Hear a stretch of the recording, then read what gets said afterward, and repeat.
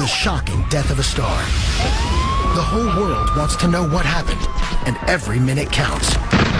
Michael Jackson has died. Now, for the first time, go behind the crime scene tape. With computer-generated forensic graphics and true-to-life reenactments, follow the investigation as police race against time to solve the case. In this episode, the king of pop, Michael Jackson, mysteriously dead at age 50. He's not breathing, and we're trying to pump him, but he's not responding to the CPR or anything. Go inside the frantic attempts to save Michael's life. Our firefighters found the doctor doing CPR. Mr. Jackson was in dire straits. Follow authorities as they zero in on the cause of death. There was massive amounts of prescription drugs. It was like a pharmacy. And meet the man police say is responsible. Dr. Conrad Murray. Who is this guy? Where did he come from? There's some things here that don't add up. Next, on Famous Crime Scene, Michael Jackson.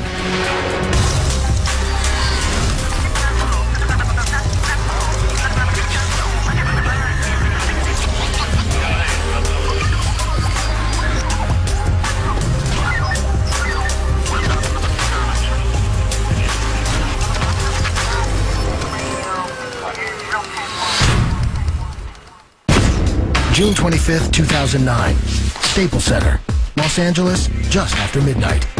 Michael Jackson finishes up a long rehearsal for his This Is It comeback shows, which kick off in less than 3 weeks. This is the final curtain call. Michael then returns to his rented mansion in the Holmby Hills section of LA. At about 1:30 a.m., he goes to bed.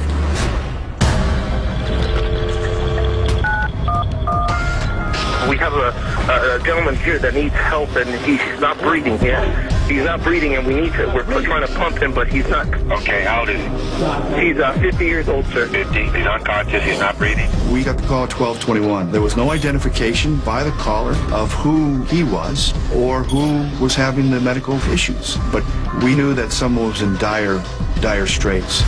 Did anybody see him? Yes, we have a personal doctor here with him, sir. Oh, you have a doctor there? Yes, but he's not responding to the CPR or anything. All right. Do you have him? Is he on the floor? Where's he at right now? He's on the bed, sir. He's on the bed. Okay, let's get him on the floor. Okay, let's get him on the floor. CPR should be conducted on hard, firm surfaces, but there was a physician in the room that was doing CPR on the bed. A hard surface is critical for proper CPR, so the patient's heart can be compressed effectively between the breastbone and the spinal column. When Michael's given CPR in his bed, he's simply being pushed down into the mattress. The compressions can't squeeze his heart enough to pump blood to the brain and other organs. The biomechanics of CPR are very straightforward. How or why a physician might not know that I can't comment on. LAFD Rescue Ambulance 71 arrives at 100 North Carrollwood Drive. And at 12:25, we were on scene. Firefighters were let in and then led to the room where the patient was located. Our firefighters found the doctor doing CPR. Turned out to be Michael Jackson. Stop. What do we have? This is unresponsive. These are experienced emergency providers. I think it became very apparent to our personnel that this individual was down probably for quite some time. Paramedics perform CPR and other life-saving measures in hopes of a miracle. EMTs on scene do uninterrupted chest compressions with supplemental oxygen. They administer drugs like adrenaline. They insert an endotracheal tube with 100% oxygen to provide rescue breathing. But unfortunately, a pulse is never restored. It's clear that Michael Jackson is dead. The reality is, after 20 minutes on scene with both basic and life support interventions ongoing and failure to return a pulse, it's pretty much a foregone conclusion that resuscitation is going to be unsuccessful. Although paramedics in this situation might normally pronounce a patient dead at the scene, Michael's personal physician insists on further treatment. The doctor said, take him to the hospital. What apparently he was doing was saying, he didn't die on my watch. By getting him to the hospital, let somebody else pronounce him dead. Meanwhile, the scene outside Michael's mansion begins to attract attention. Onlookers realize something is amiss. When I arrived about 12:40, the ambulance was inside the gates. There was a fire truck that was parked out on the street. I was doing video and I could see the call screen and it said 50-year-old male not breathing. At a certain point, I could see the paramedics exiting the house with a stretcher. I moved closer to the gate. It was a difficult shot to get, but I could see that it was Michael. I was driving my tour. All of a sudden, I heard a reverse signal. Could see the paparazzi running towards the ambulance, and it was chaos. Right or left? Right or left? Paramedics continue to work on Michael as they transport him to Ronald Reagan UCLA Medical Center. With the paparazzi now trailing them, paramedics first turn west on a winding 1-mile stretch of Sunset. Then Hillgard, LeConte, and 2 more quick turns to reach the ER loading zone. The 2.7-mile trip takes 8 minutes. ER doctors work furiously to revive Michael. Though it seems hopeless, they refuse to give up on the megastar. Clear. But nothing works. Simultaneously, at about 1:30 p.m., the world gets word that Michael Jackson has suffered cardiac arrest and is in critical condition. Very few realize he is already gone. The first report that came in was from TMZ, and it said that Michael Jackson had suffered a cardiac arrest. Everyone was in shock. Michael Jackson suffered cardiac arrest and is now in a coma, literally struggling for his life. I got a phone call from Randy Jackson telling me that they had taken his brother Michael to the hospital, and he just says, "Brian, it's bad. Meet me there." Family members were arriving, so you had all this grief and anguish unfolding, and within 30 minutes, hundreds of fans started to show up at that hospital, and we were all waiting on word. Both the Los Angeles Times and CBS News are both now reporting that Michael Jackson has died. My brother, the legendary king of pop, Michael Jackson, passed away on Thursday, June 25th, 2009 at 2:26 p.m. It is believed he suffered cardiac arrest in his home. I was wanted to see him in concert. It's not fair that he's... At 10 a.m. on June 26th, the autopsy of Michael Jackson begins. 3 hours later, LA's chief medical examiner issues a statement. There was no indication of foul play. The medical examiner has ordered additional testing. Those tests will take approximately 4 to 6 additional weeks.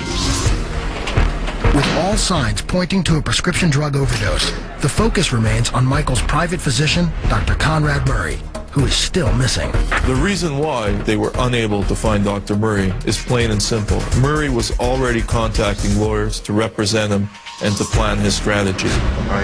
The following day, Murray and his lawyer agree to meet privately with detectives to give his statement. He laid out everything that had happened, not just that day, but in the 6 weeks leading up to Michael Jackson's death. He said that Michael Jackson had told him that he regularly used propofol and needed it to fall asleep. And Dr. Murray had been giving him quantities of it every night for 6 weeks, and then became concerned that he was becoming addicted to it. So that night, he had essentially given him substitute. Though his lawyers will later claim Murray made unspecified mistakes recounting his timeline, this is what he tells police. Starting at 1:30 a.m., he gave Michael a Valium. 30 minutes later, Michael was still awake, so he administered the sedative Ativan via IV. For the rest of the night, Murray alternated between doses of Ativan and another sedative, Versed, every few hours. Still, nothing worked. And then at that point, they had said that Michael Jackson asked for what he called his milk. And at about 10:40 that morning, after much begging and pleading, Dr. Murray had relented and given him a dose of propofol. Murray says he gave 25 milligrams diluted with lidocaine. It went straight into Michael's IV, and finally, he fell asleep. Murray explains that he continued to monitor Michael for roughly 10 minutes before heading to the bathroom, and that he was out of the room for 2 minutes maximum. You do not leave a patient who's on propofol. If something goes wrong with their heart or their breathing or whatever, you're there. To go to the bathroom for a few minutes is just mind-boggling. But evidence suggests the doctor was out of the room far longer than 2 minutes.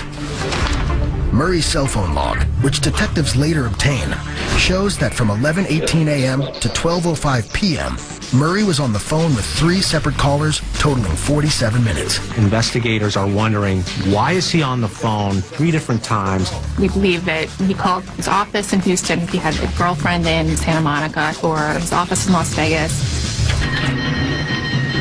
Murray says that once he returned to the room, he found Michael not breathing. That exact time is still unknown.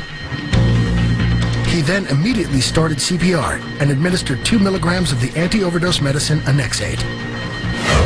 Anexafe counteracts specific drugs by blocking the brain receptors they affect, allowing those receptors to return to their usual state. When successful, sedation is reversed and the brain resumes a normal level of activity and consciousness. Unfortunately, the drug didn't work on Michael.